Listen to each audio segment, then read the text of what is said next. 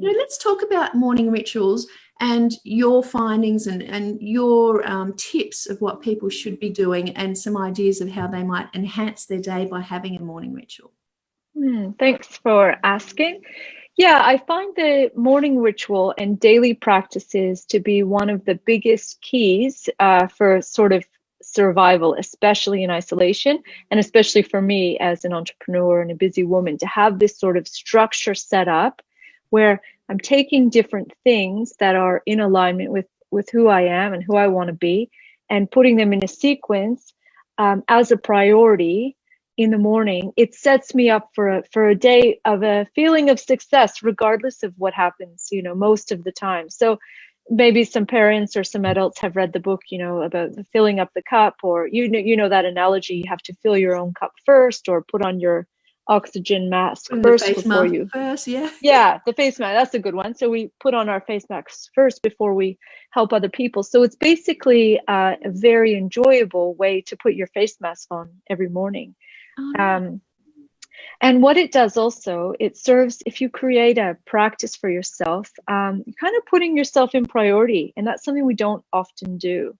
So it's putting yourself and your sense of self-care in priority. And I do it in a way that it also, my family still gets very close second. I mean, I do most of this before they get up, as not to interfere with everyone's, so I can support them, but yeah, so you're putting yourself first. And also what you're doing is creating an anchor. So as we know, the world is unpredictable. Times change is happening all the time. So we create a sort of anchor of predictability. So I have these things every day, and I can count on them, and I can count on the feeling that I get from them. And that feeling that I get from them is a feeling of happiness, joy, comfort.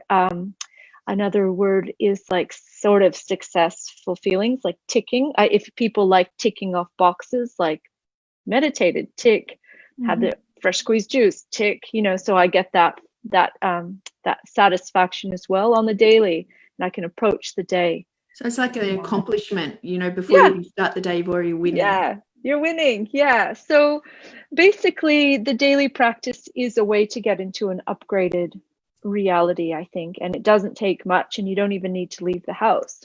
And I guess the other thing is, I mean, if we just look at, this is a nice to have that a lot of people put off. I know I need to be looking after myself, but I've got work.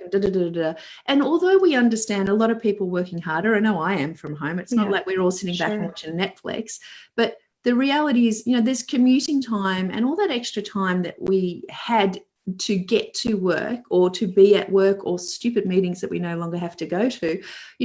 We have this extra time now to actually learn this practice and make this a habit.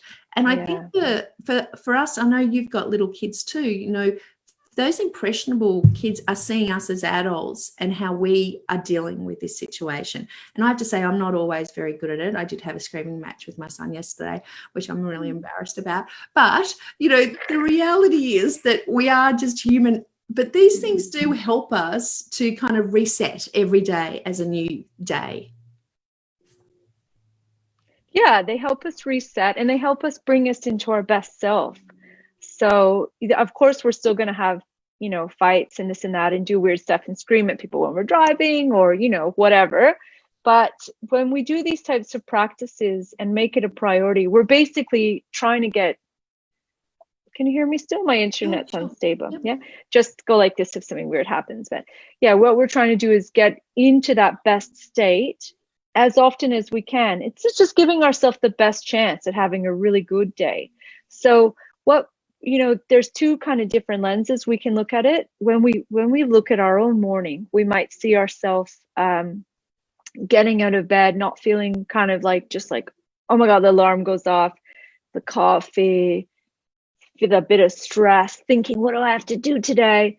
Kid, get your clothes on. The dog, get your food. It can be a very sort of like crazy kind of morning, where some people just like get out of bed and rush to work. I know it's a little bit different right now, but that's one way. Or we can, if we take a moment and recreate what we have gotten used to doing, we can wake up like with intention, with attention to ourselves, with cultivating that relationship with ourselves every day and saying, I care about you enough to take care of you, because I know as soon as I'm done all of these things, I'm gonna be taking care of everyone else.